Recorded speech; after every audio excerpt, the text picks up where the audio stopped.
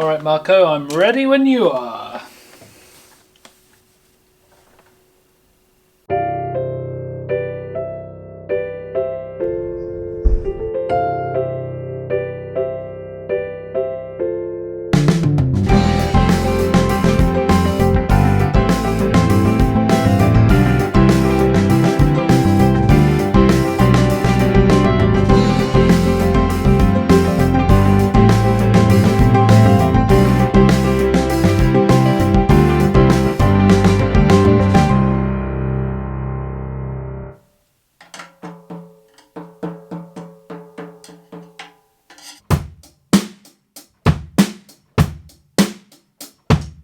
How do you feel about the length of the tail on the snares? Yeah. Hi everyone, hope you're all doing really well. So much to catch up on, which we will do in another video, but today I want to share something with you that I've been working on for the last 18 months. It's a sample library, it's a band, and it's called Friends.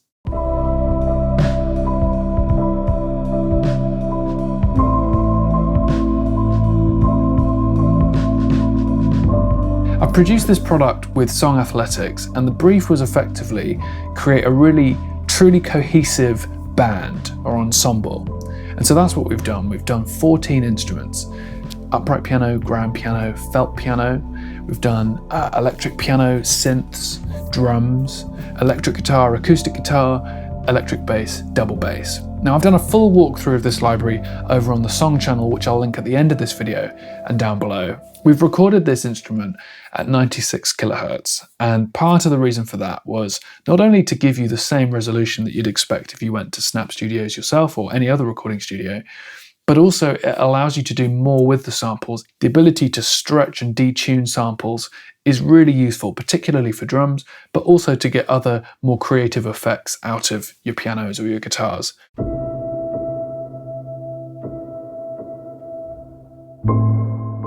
I've put an echo on it, and I've also put a long reverb on it as well.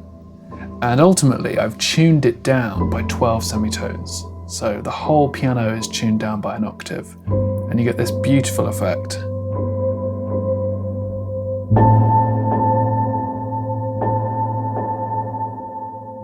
And this is the style of music that I really love at the moment, that kind of goes around in a cycle, often a strange number of bars, but it feels like you're being kind of lulled into this emotive surrender, is what I keep saying.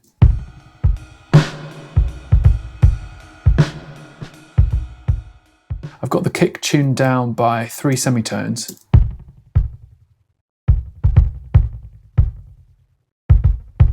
And it sounds a little bit glitchy because I've dropped the formant down by 12, maximized the drive, turned on this robot mode, and again, it's so small, but it just adds like a little pinch of a pitch.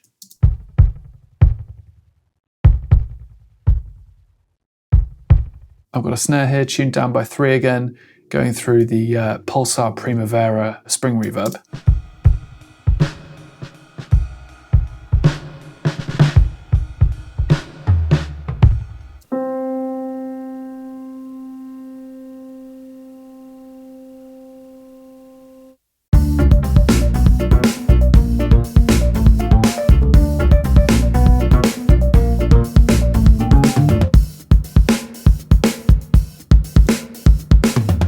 Same kit, completely different vibe. So with this, I'm tuning up actually to get a slightly tighter sound, again using Saturn, and I'm really driving the transient. This helps so much to add punch. If I remove the reverb it's on, if I bypass this now, all that decay just needs to come out. That already makes it sound tighter, which keeps the energy up. With the snare, I wanted it to feel a little tighter, so I've actually tuned it up by 4. And again, it takes really well to the tuning. But I didn't want to lose that extra fizz that you get of the snares, so I've used Saturn to go the other way and draw it out. If I turned it back down again,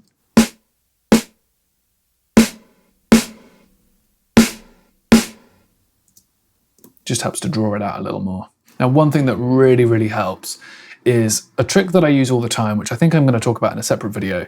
But basically, I create a drums no kick bus. The reason for this is because if I realise that the track feels too choked, I don't have to go back into all the compressors and dial down the threshold. Instead, I can just go back to my kick and turn down the send amount, and it will actually affect the compression.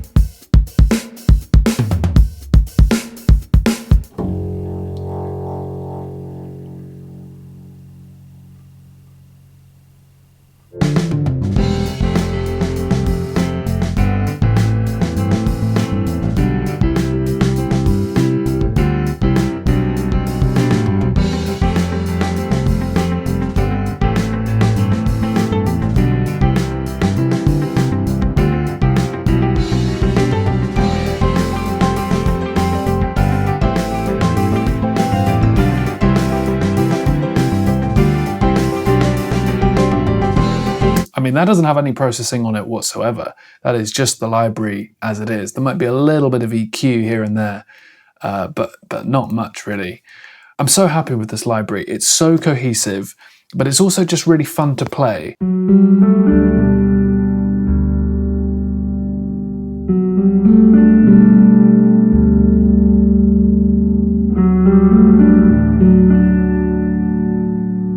So warm, so lush.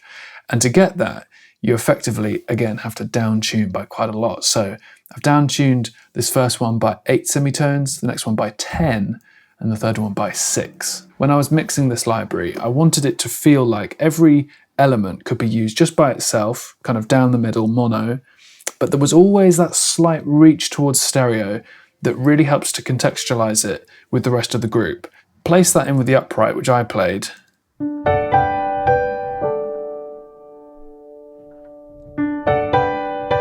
This is such a small piano, this one, but it does have a lot of resonance to it. We had mics at the back, the front, in the room, and I think it gels really well with the mellow guitars because it's quite a bright piano. It's quite an old piano too.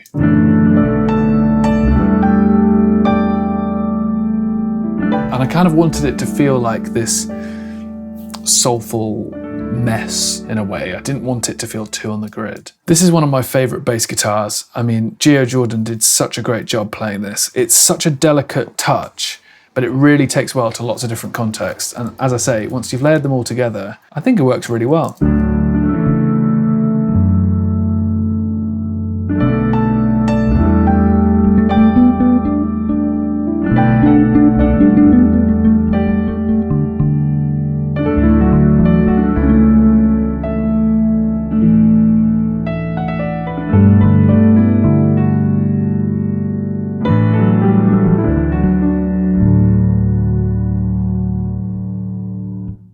Thanks so much for sticking to the end. If you want to check it out, links will be down in the description below, along with the walkthrough that you can watch, which doesn't have any extra processing or down tuning or anything.